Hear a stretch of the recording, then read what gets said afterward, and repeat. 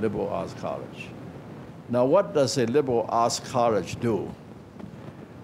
I don't think I can say it better than a report from the Dean of Harvard College in 2006, and I will just read it. He said, "We recommit ourselves to liberal education. Liberal education presumes a broad education that liberates the individual in several ways. By offering opportunities for foundational knowledge, reflection, and analysis, artistic creativity, and an appreciation for the precision of scientific concepts and experiments.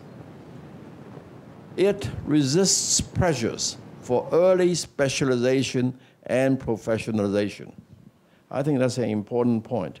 A liberal education resists pressure for early specialization and professionalization. Professional education is in the proud tradition of many universities. What you have in Taida is a professional education. It's in the tradition of many universities. And let me just continue on. But it is not the mission of Harvard College. Our students will devote some significant part of their time to special and concentrated thinking, learning. But we aspire above all that they graduate as curious, reflective, and independent thinkers with a commitment to serve the wider world and a lifetime of learning still before them. That is what we mean when we welcome our graduates to the fellowship of educated women and men. I really think that's a soaring statement for liberal arts college, liberal education. What, in my mind, should a liberal arts college do in developing future leaders? First of all, admission. Here I'm speaking from my personal experience. I had just 1 year, spent 1 year at Harvard, undergraduate. And I have said many times since then that that was perhaps the most meaningful year I had in all my life, And why did I think so? I learned just as much from fellow students as I did from the classroom. So fellow students are very important, a very important part of the education at the liberal arts college. Therefore, I think the admission standards should not be just academic excellence. Admission standards, in fact, should weigh more leadership traits and the kind of characteristics that Professor Green just mentioned, ability to communicate with people, with other people, to work with other people, and those things. And creativity, entrepreneurship, those characteristics. Now, I think that that's it has to be a very difficult job to set admission standards across this wide spectrum of requirements. But I think it can be done. I think that colleges like Harvard, Yale, Princeton, they do it. And Now, once you have that kind of admission standards, then the students, when they come in, will find that they will learn more from their fellow students than even from the classroom. Now, also, I think that the student body should be diversified. Foreign students, students from all kinds of families. I think that's very important too. I think that naturally, I think the faculty and the college administrators must share the same philosophy that this is a liberal arts college, this is a place where they intend to develop future leaders of society. And now I go on to dormitories. I think it should be a requirement for undergraduates to live in dormitories. You need to, I think the undergraduates have to spend all the time in school.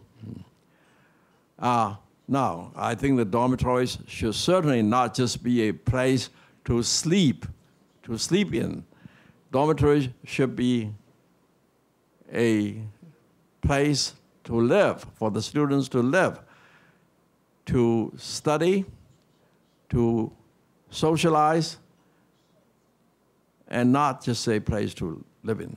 So I think as our universities spend what money they get on research equipment and so on, I said, why don't you spend some on improving your dormitories? And now, student activities. They should definitely include, besides studying, they should definitely include things like team sports, the art of speaking, debating,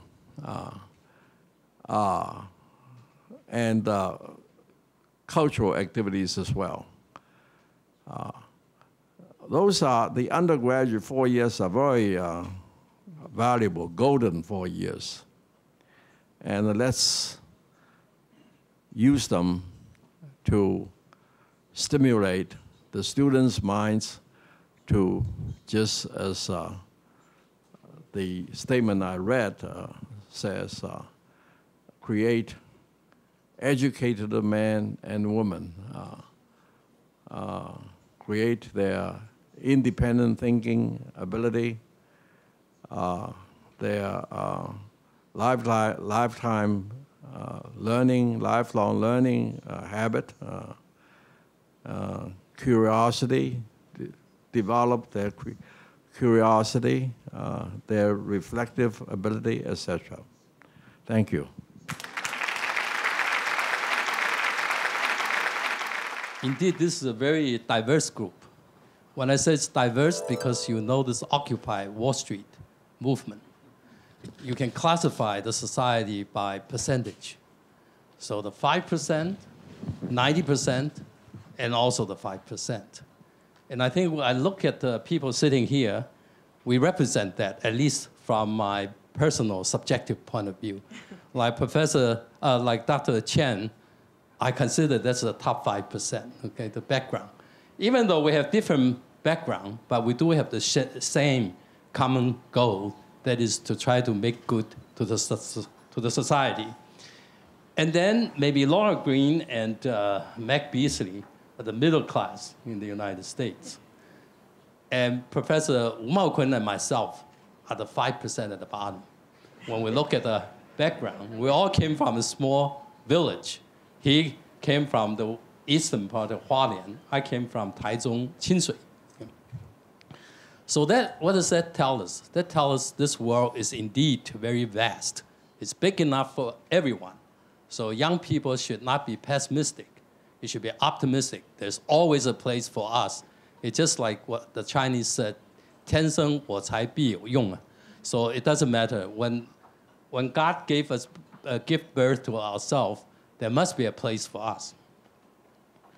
Well, then, what is the next thing we should do? We should know, according to Socrates, said you should know yourself. Okay?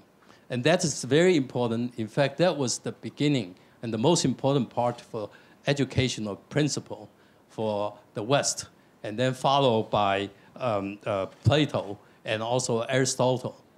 And actually in the Chinese, that was about 469 BC, years ago, by Socrates.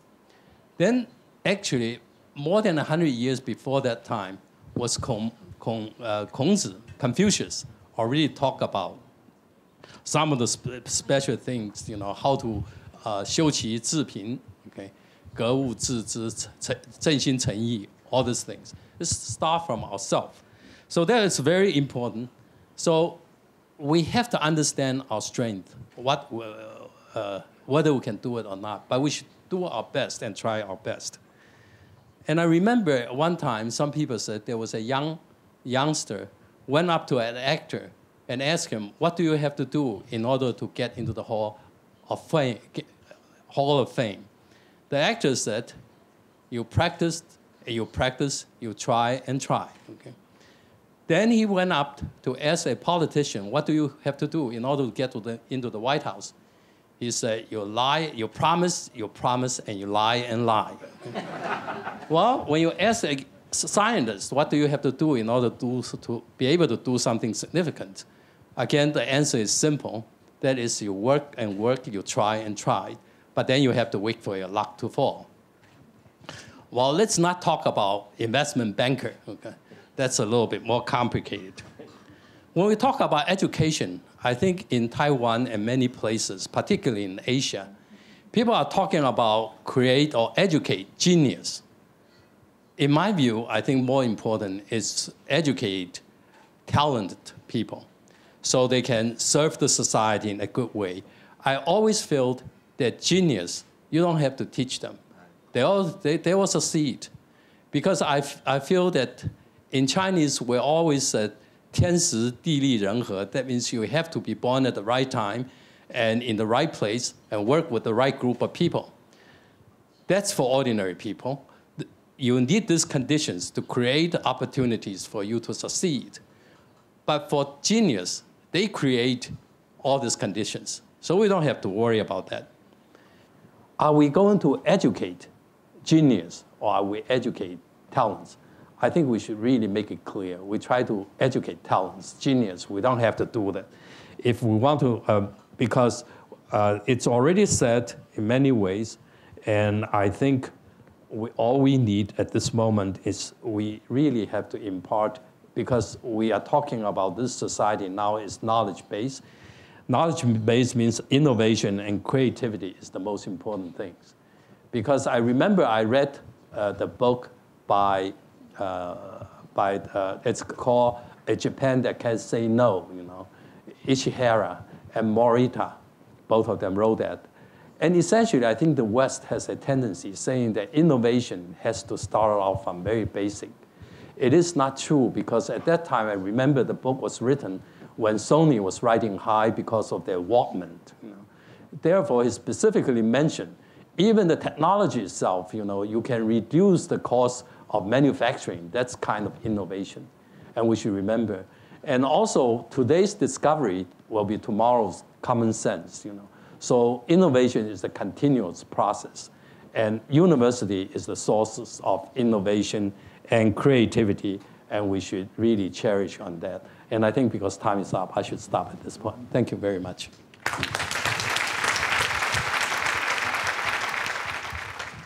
I think that this SHS program is a set of ideas whose time has come.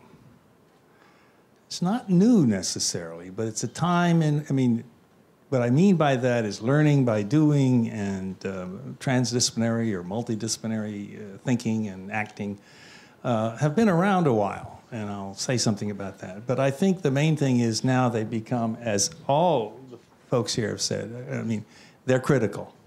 And if those of us in the universities don't learn how to do that well, then we are failing society, and all the societies will be less rich for that, rich in spiritual and all kinds of ways. People have often said to me, Mac, where did you get the talent you have, or they perceived I had anyway, to deal with people, to handle stressful situations, and to lead teams? I got it playing basketball. Think about it. You have a goal. There's 5 people. It's a manageable size. Some are really good at what they do. Some are less good. Some are dedicated to the goal. Some are a little more dedicated to themselves. It's just life. It's the way it is. And for, say, 3 years in high school and 4 years in college, 7 years, I had that experience on a day in and day out basis. And I learned a lot about how to deal with people, how to motivate them, how to understand them, how to deal with the conflicts, all of that. Okay, now I'm not suggesting that you all go out and join a basketball team to achieve that. What I'm saying is there are many ways to achieve that, and if you involve, this is Laura's point, if you involve yourself in activities that have those aspects, and they don't have to be those particular ones, but those that play in our lives, no matter what we do, I don't care where you get it, but go get it. Okay, I've never heard anybody describe how to lead groups from some theoretical or abstract way that came anything near what I learned